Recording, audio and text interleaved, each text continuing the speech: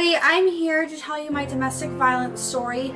It is a hard story to tell.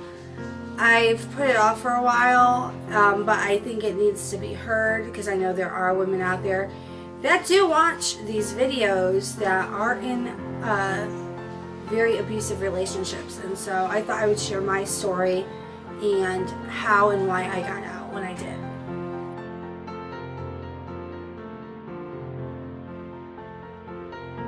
I used to be strong. I didn't take any crap from anybody. I refused to be that woman. I always said that I would never get into an abusive relationship. I refused. Little did I know that I had no idea what I was talking about.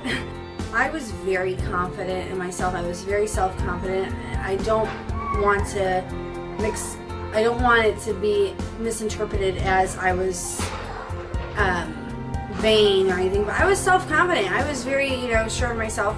I had gone through a divorce, and I was, I think that I had the potential to become vulnerable, or if I might have already been vulnerable with what happened.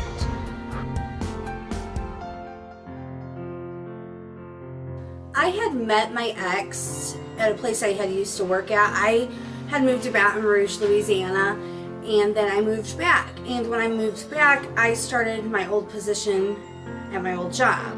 He was a DJ, and he was not someone I would have ever considered dating.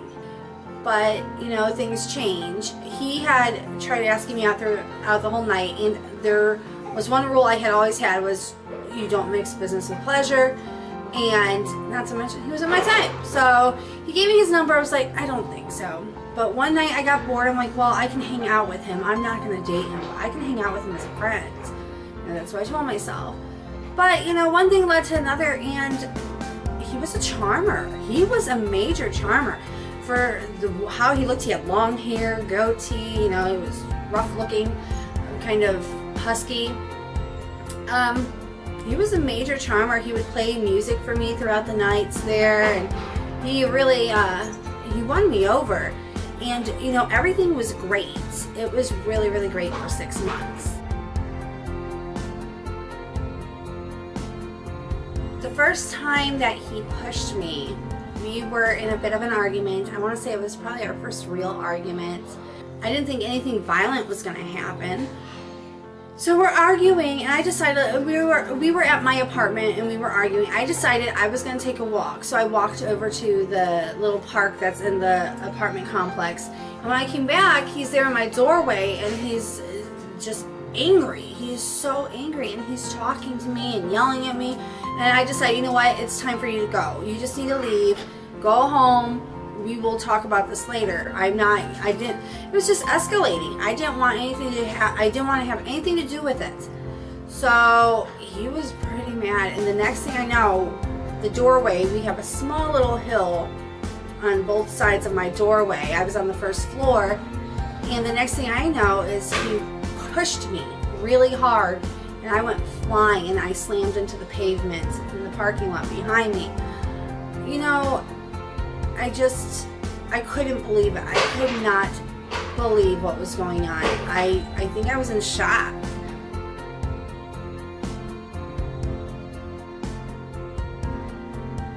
I had gone to work the next day, and I was getting ready for work when another girl there noticed, because I don't know if my shirt came up or what, but she noticed the bruises all up and down my back. And she's like, what is going on? What happened? And I told her, I said, I got drunk and I fell. Of course, she didn't believe me. She knew exactly what happened, and all her mindset was, we need to get him fired. We need to get him fired. I'm like, no, we can't fire him. We can't get him fired. No. One, it was a personal issue, but in the grand scheme of things, it probably would have been better if I left the job when right then and there. Words that you hear when someone hits you or pushes you or verbally abuses you, I didn't mean to. I'm sorry. It doesn't matter if you meant to or if you're sorry, which I'm guessing, he wasn't sorry. But you know what? It it doesn't matter, it should not have happened in the first place. But at this point, he had already suckered me into the relationship, and I forgave him. And so throughout our relationship for about a year and a half, I would say, you know, things like this constantly happen. He'd grab me, he'd push me. It happened multiple times. And, you know, we were at my apartment one time and we were in an argument. Again, we always fought. That was the thing. We always fought. I should have just left when, you know, I had the chance. And he was mad. And I don't know, you know, these arguments, I don't even remember what they were about. But I have a staircase going down to the first floor of my apartment, and right there is a wall. And he took me and he slammed me into the wall, which there was a window there, and the blinds were all kinds of screwed up and everything. At that point, you know, he got me pinned to the floor. And my roommate at the time, and he came out and he told my ex, you need to leave right now. And that's when my ex blamed me, saying it was my fault that he had to go because I'm the problem. We were at his apartment, yet again another argument. And so I'm arguing with him, and, you know, I did not see this coming at all. He has me by my throat up against the wall. I couldn't breathe. I thought I was going to pass out. I thought I was going to die. I was scared to death. And he finally released me after some time. And, you know, I just couldn't believe it. I ended up breaking up with him. And I told him, how would you feel if someone did this to your two daughters? Because he had two daughters at the time. And he said that he would kill them. I'm like, well, what do you think my father would do? You know, so I ended up leaving him. And once again, he apologized. I ended up going back. You know, you just can't say you'll never get into this kind of relationship. So I went back, and once again, argument. He had his hand against my throat, me up against the wall, and this time he wasn't letting go. I thought for sure, I'm like, oh my gosh, he's psycho. He's gonna kill me. He is going to kill me. And he did end up letting go. The next day, I had two friends who he had tried to convince that I was crazy and making up stories, that I had them come over and start helping me pack up my things. And I was lucky enough, smart enough to get out when I did. And they saw how crazy he was. He was going nuts while I was packing up. He'd on my laptop. He broke my glasses. I mean, he was going crazy. And so, you know, when people think that you're lying and then they see what's going on, you know, it's kind of a bit of redemption. And so I did not call the cops. I just left. I took off. And about 2 weeks later, I found out that I was pregnant with Annabelle.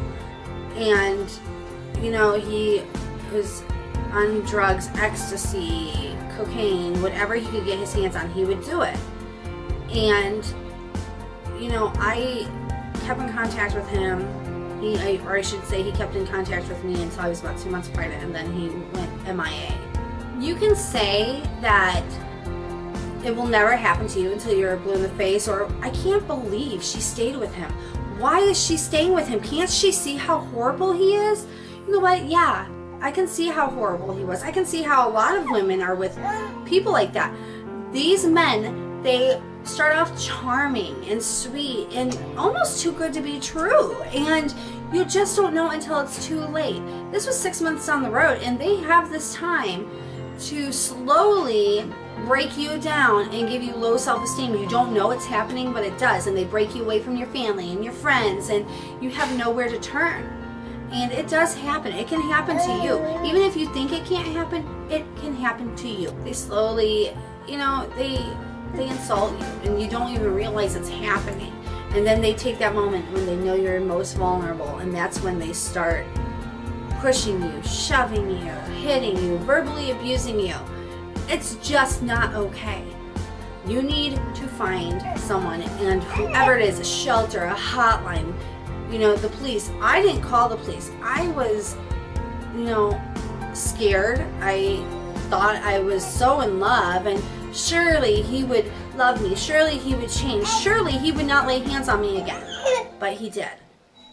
If you're in a situation like this, I really want to urge you to get help. Call a hotline. There's places for battered women. You know, get out while you can. I